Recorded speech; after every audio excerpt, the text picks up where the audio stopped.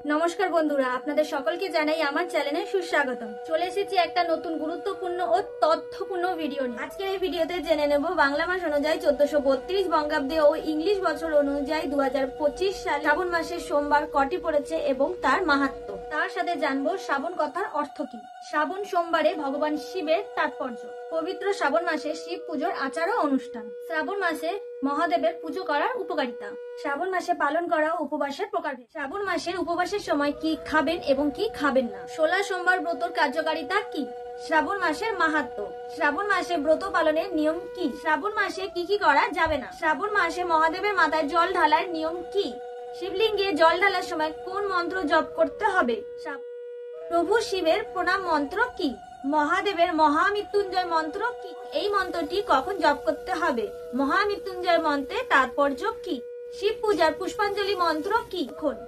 এই সবকিছু জানবো। জানার আগে কেউ যদি আমার চ্যানেলে নতুন হয়ে থাকে তাহলে আমার চ্যানেলটিকে সাবস্ক্রাইব করে পাশে থাকা বেল আইকনটা ক্লিক করে পাশে অল নোটিফিকেশনটা ক্লিক করে রাখুন, যাতে আমি ভিডিও ছাড়লে আপনার কাছে যায় সর্বপ্রথম। ভিডিওর পরবর্তী পর্বে যাওয়ার আগে মহাদেবের কৃপা পেতে কমেন্ট বক্সে লিখুন ওম নমঃ শিবায় বা হর হর মহাদেব।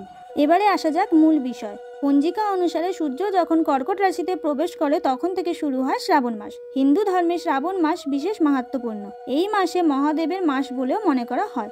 বিশেষ করে শ্রাবণ মাসে সোমবারগুলি অত্যন্ত গুরুত্বপূর্ণ। শ্রাবণ মাস, যা বাংলা ক্যালেন্ডার অনুযায়ী জুলাই ও আগস্ট মাসে পড়ে।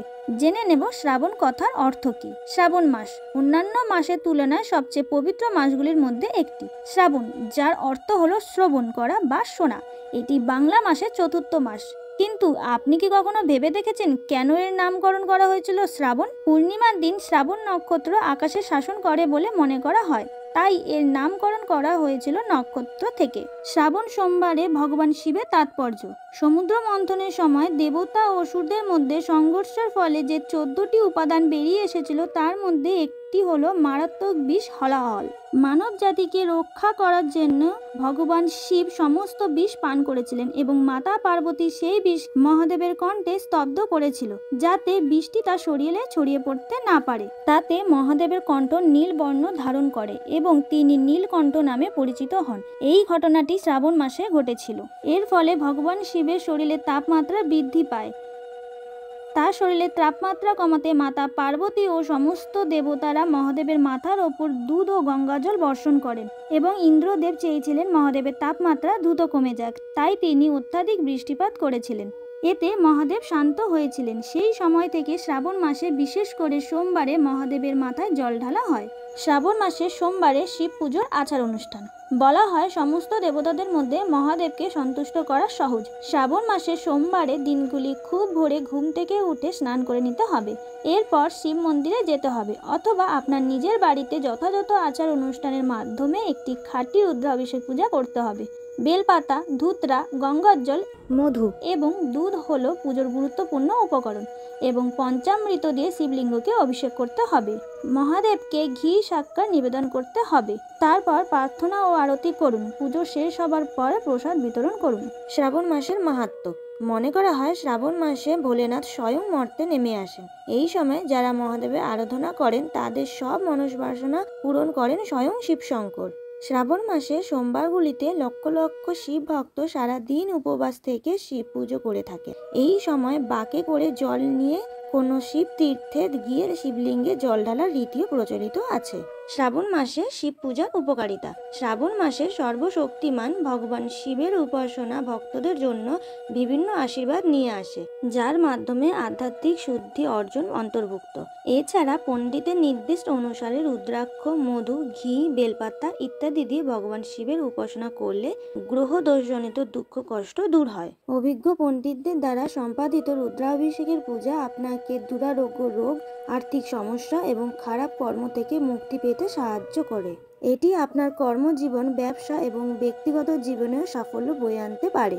রুদ্রা অভিষেক পূজা সবচেয়ে উপকারী দিকগুলির মধ্যে একটি হলো আপনার জন্ম তালিকা থেকে দোষ দূর এবং অশুভ গ্রহের সমন্বয় দূর করা। এইভাবে ভগবান শিবকে সন্তুষ্ট করার জন্য লঘু রুদ্র পূজা আপনাকে অভ্যন্তরীণ শান্তি অর্জন করতে এবং আপনার ইচ্ছে পূরণ করতে সাহায্য করতে পারে। লঘু রুদ্র পূজা আপনার চারপাশে মন্দ এবং নেতিবাচকতাকে ধ্বংস করতে পারে। শ্রাবণ মাসে পালন করা উপবাসের প্রকারভেদ। আংশিক উপবাস। আংশিক উপবাসে ভক্তদের ফল, সাবু, বাদাম ইত্যাদি খাওয়ার অনুমতি দেওয়া হয়। কঠোর উপবাস। এই ধরনের উপবাসে ভক্তরা দিনের বেলা কিচ্ছু খান না, কেবল জলপান করেন। তারা সূর্যাস্তের পর পেঁয়াজ এবং রসুন ছাড়া খাবার খেয়ে তাদের উপবাস ভঙ্গ করেন। শ্রাবণ মাসে উপবাসের সময় কি খাবেন এবং কি খাবেন না। ফল, সাবুদানা, সন্দক লবণ, দুধ এবং দই খাওয়া যেতে পারে, তবে কিছু লোক দিনের একবারই খাবেন না। লবণ, রসুন এবং পেঁয়াজ দিয়ে রান্না করা খাবার এড়িয়ে চলতে হবে। 16 সোমবার ব্রতর কার্যকারিতা। শিবপুরাণ অনুসারে এই ব্রত অনুসরণ করলে পেশা ও ব্যবসা সফল হয় এবং মানসিক শান্তি, সুস্বাস্থ্য এবং দীর্ঘায়ু লাভ হয়। শ্রাবণ মাসে এই ব্রত পালনে সকল রোগ ও অসুস্থতার থেকে রক্ষা পেতে সাহায্য করে। শিবলিঙ্গে ধুতরা ফল এবং ফুল নিবেদন করে এবং ব্রত পাঠ করতে হয়। সন্তান লাভের জন্য আশীর্বাদ পাওয়া যায়। শ্রাবণ মাসে ব্রত পালনের নিয়ম। সকালে স্নান করে শুদ্ধ বস্ত্র পরে শিব পূজা করতে হবে। শিবলিঙ্গে দুধ, গঙ্গার জল এবং কালো তিল দিয়ে স্নান করানো হয়। বেলপাতা, আতপ চাল, জব ইত্যাদি শিবকে অর্পণ করা হয়। শিবলিঙ্গে স্তোত্র পাঠ এবং আরতি করা উচিত। উপবাস ভঙ্গের পর সাত্ত্বিক খাবার গ্রহণ করা উচিত, যেমন ফল, সবজি, দুধ ইত্যাদি। উপবাস করলে আমিষ খাবার এবং অন্যান্য তামসিক জিনিস পরিহার করতে হবে। শ্রাবণ মাসে কি করা যাবে না। এই পবিত্র মাসে মদ্যপান এবং তামাক সেবন এড়িয়ে চলা উচিত। এই ধরনের কাজ করলে দুর্ভাগ্য বয়ে আনবে। এ মাসে আমিষ খাওয়া, যেমন মাছ, মাংস, ডিম ইত্যাদি খাওয়া উচিত নয়। কখনো অন্যদের সম্পর্কে খারাপ কথা বলবেন না এবং বিশেষ করে আপনার প্রিয়জনদের সাথে কটু কথা বলা এড়িয়ে চলুন। শ্রাবণ মাসে মহাদেবের পূজার মন্ত্র। ওম নমঃ শিবায়। শ্রাবণ মাসে শিবের মাথায় জল ঢালার নিয়ম। প্রথমে নিজেকে স্নান করে শুদ্ধ হয়ে নিতে হবে। এরপর শিবলিঙ্গে জল নিবেদন করুন। তারপর দুধ, দই, ঘি, মধু ও চিনি নিবেদন করুন। প্রতিটি বস্তু নিবেদনের পর জল দিয়ে শিবলিঙ্গকে স্নান করানো হয়। এরপর দুধ, ঘি, মধু, চিনি ও গঙ্গা জল একসঙ্গে মিশিয়ে শিবলিঙ্গে অভিষেক করুন এবং অভিষেক করার সময় ওম নমঃ শিবায় মন্ত্রটি জপ করা উচিত। এরপর বেলপাতা, ধুতরা ফুল এবং মালা নিবেদন করতে হবে।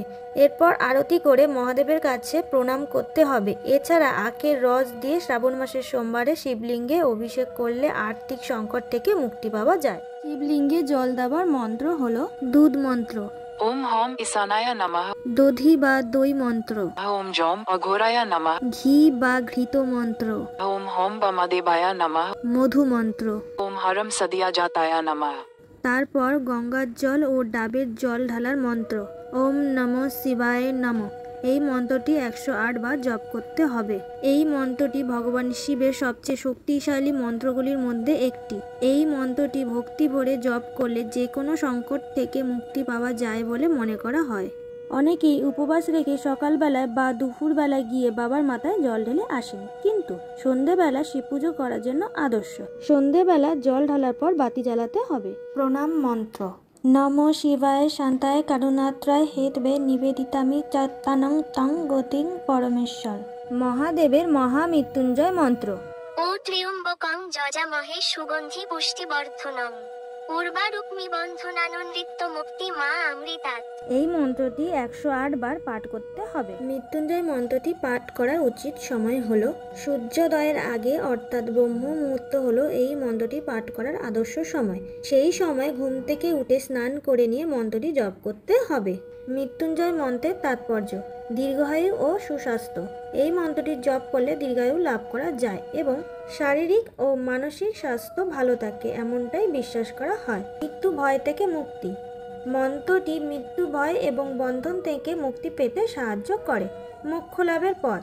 এটি মোক্ষ অর্থাৎ পুনর্জন্মের চক্র থেকে মুক্তি লাভ করায়। এটি মোক্ষ অর্থাৎ পুনর্জন্মের চক্র থেকে মুক্তি লাভের একটি উপায় হিসেবে বিবেচিত হয়। রোগ নিরাময়। এই মন্ত্র জপ করলে রোগ মুক্তিও পাওয়া যায়। মন্ত্রটি পাঠ করার সময় ভক্তি ও একাগ্রতা অত্যন্ত গুরুত্বপূর্ণ। এবার জেনে নেব 2025 সালে শ্রাবণ মাসে সোমবার কটি। 2025 সালে 4টি সোমবার রয়েছে। শ্রাবণ মাস শুরু হচ্ছে 18 জুলাই থেকে শেষ হচ্ছে 17 আগস্ট। শ্রাবণ মাসের প্রথম সোমবার পড়েছে চৌঠা শ্রাবণ 21 জুলাই সোমবার। দ্বিতীয় শ্রাবণ 11 শ্রাবণ 28 জুলাই সোমবার। তৃতীয় শ্রাবণ 18 শ্রাবণ 4 আগস্ট সোমবার। চতুর্থ সোমবার 25 শ্রাবণ 11 আগস্ট সোমবার। Thank you for watching in my video. Do like, share and subscribe. যদি আপনাদের কিছু বলার থাকে তাহলে কমেন্ট বক্সে কমেন্ট করে অবশ্যই জানিও। সবাই ভালো থেকো এবং সুস্থ থেকো। দেখা হচ্ছে পরবর্তী ভিডিওতে। শুভরাত্রি।